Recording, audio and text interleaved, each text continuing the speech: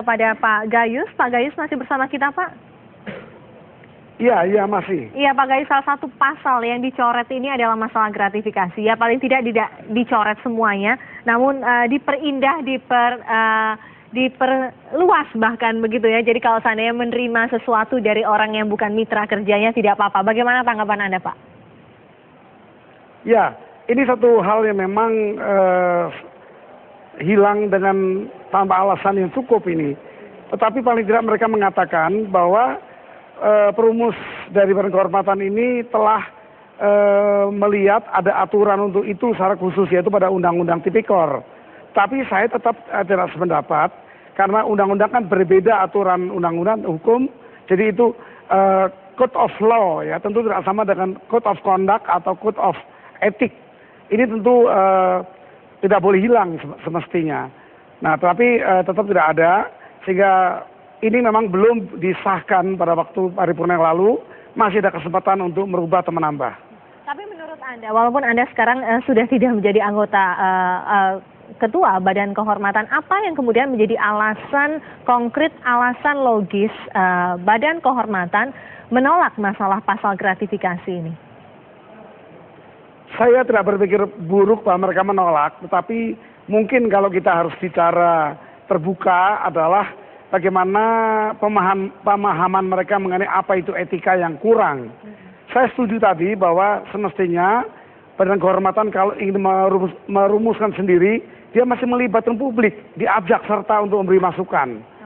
Karena kalau hanya belajar di luar negeri, dari negara lain, itu tentu ya tidak sama karena etik itu tidak lepas dari kultur. Oleh karenanya tidak bisa belajar saja di luar negeri, tapi bisa mengundang masyarakat untuk memberikan masukan. Itu lebih tepat.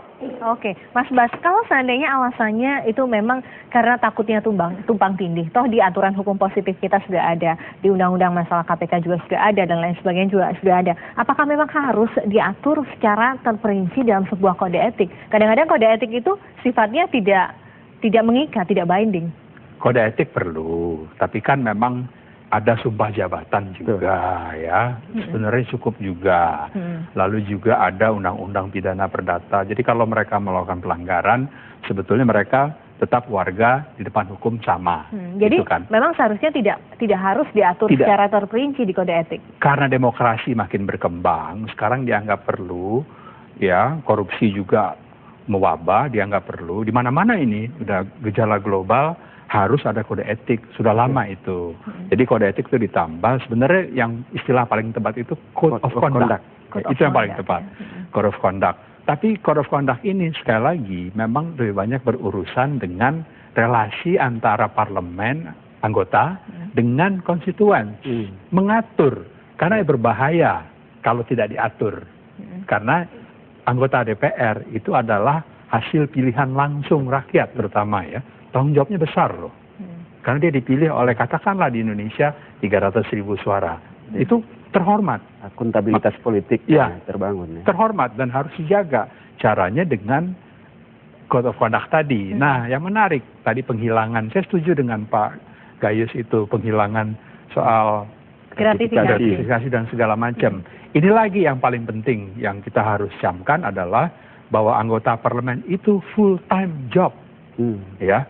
Dia itu pekerjaan yang tidak boleh disambi. Ya, itu pertama. Makanya dia kadang-kadang memang nggak punya waktu. Kalau kita lihat di Amerika Serikat, di Inggris, di India, nggak punya waktu untuk kehidupan pribadi dan keluarga. Itu salah satu pasal yang dicoret juga. Anggota dilarang melakukan perangkapan jabatan sesuai dengan peraturan undang-undang. Yang nomor 2 juga penting. Income, satu-satunya hanya dari parlemen. Dia nggak boleh ada income dari sumber-sumber lain. Dan itu berlaku bukan hanya untuk dirinya sendiri, tapi untuk istrinya kah, suaminya kah, anak-anaknya kah. Semua itu nggak boleh. Punya saham aja nggak boleh kalau di Amerika. Keluarga pun dilihat sahamnya ada nggak konflik kepentingannya dengan posisi parlemen itu di komisi. Oke. Kalau kita kembali lebih fokuskan ke gratifikasi saja dulu, tidak dihilangkan begitu, tapi disoftkan, gitu. Lebih ke tidak boleh menerima dari yang dulu pihak lain ya, sekarang hanya sebatas mitra kerja begitu. Bagaimana Mas Abdullah melihatnya? Ya, saya kira ini pelonggaran ya dalam Pelonggaran, pencabutan ya. ini kan pelonggaran sebenarnya. Jadi ada excuse nanti. Ada ya? excuse lagi yang dilakukan. Padahal kalau melihat realitas parlemen sekarang, integritas parlemen kita seperti Pak Bas tadi saya menurun dan distrust publik yang cukup besar. Harusnya parlemen dalam hal ini BKDPR membangun kode etik untuk membangun integritas tadi. Kalau tadi Pak Gayus menyatakan tidak mau berburuk sangka dengan teman-temannya di Badan Kehormatan. Jangan-jangan ya ini mungkin karena ingin agar lebih soft saja. Tidak ada alasan-alasan yang negatif begitu. Kalau saya tetap punya pandangan berbeda bahwa ini ada upaya untuk sengaja menghilangkan. Dan kita sayangkan misalnya bahwa sebenarnya praktek-praktek koruptif di parlemen juga marak. Harusnya itu menjadi direspon oleh BKDPR untuk mencegah praktek semacam itu. Gratifikasi bagian yang rentan terjadi karena DPR punya kewenangan besar. Praktek suap juga terjadi. Nah, ini yang misal kasus terakhir saja ada 26 mantan anggota DPR yang ditangkap oleh KPK sebagai tersangka. Ini kan juga menunjukkan bahwa sebenarnya rentan sekali fungsi-fungsi DPR dan baik fungsi legislasi, fungsi anggaran itu dan terjadi praktek-praktek yang cenderung untuk terlibat dalam praktek koruptif tadi. Nah ini yang juga harusnya dibaca oleh Badan Kehormatan bagaimana untuk menjembatani agar tidak terjadi semacam itu. Misalnya, jangan sampai ada anggota komisi DPR kemudian bertemu dengan mitra di luar mekanisme formal. Nah ini kan juga banyak itu terjadi. Diperbolehkan jangan-jangan. Ini kan juga harusnya kan diatur bahwa dilarang. Mitra, tapi orang lain. Betul. Jadi boleh saya menerima gratifikasi. Iya, Mas Abdullah nanti kita lanjutkan usai headline news pukul 22 waktu Indonesia Barat bersama tetaplah di Today's Dialog. Kami akan segera kembali sesaat lagi.